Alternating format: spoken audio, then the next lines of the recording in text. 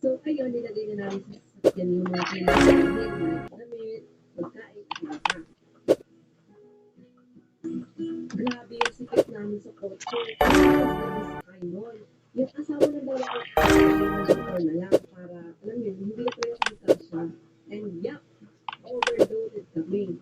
At dahil sobrang init sa hapon, kasi kami pero kung kami nagbiyahe noon, nakailang tulog na din ako.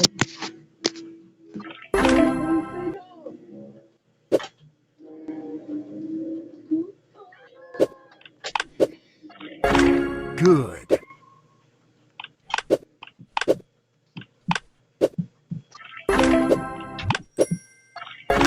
Good.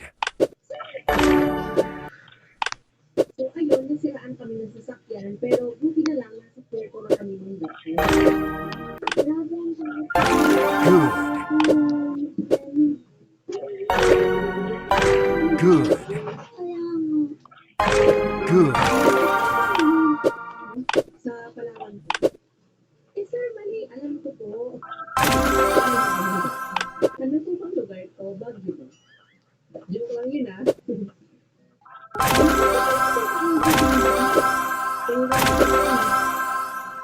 Inuuwi na po kayo. Joke lang po. So, kung dito lang, eh, ito ng ID namin. Good. Eh, siyempre, alam mo naman sa dagat kami tumulong, di ba? Pero, nag-bonfire kami, pero hindi pa na pwede yun. Wala po tayong gamit dito na pang-ayos sa kanya ng sasakyan nyo. Ano po kailangan gawin? Kailangan po na may pumunta sa kabilang bayan para bilhin ng mga materialis. Great. Ganun po ba? Ay, tamang-tama. Hintayin na lang po namin yung mga Good. sa motor para sila na lang po yung bibili sa bayan. Sige po. At saka, baka matagalan din po to. Baka maaga. Ay, mga sir po. Bakit po kayo mainit?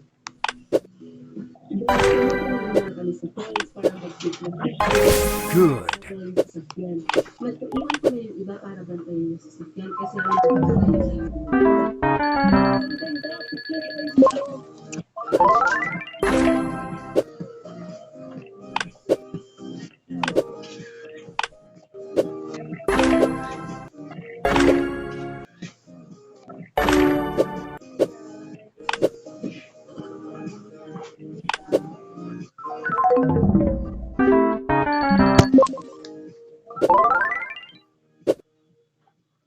Nanay, nagugutom na ako.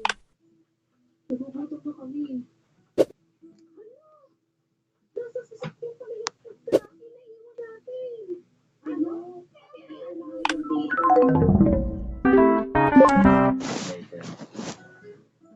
Ay, salamat. Nandito na kami. Nagugutom na kami. Hindi, ginapang namin.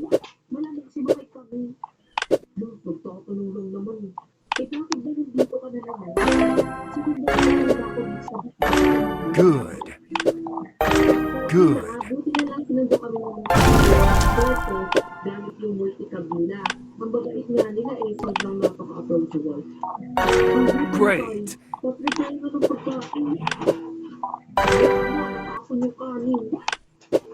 Ano? Good.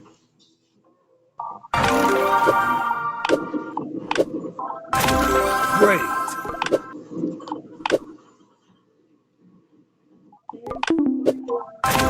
Great. I'm sure nabitin kayo. Sorry guys. Kasi hinati ko yung kwento kasi masyado siyang mahaba. And sobrang gipit na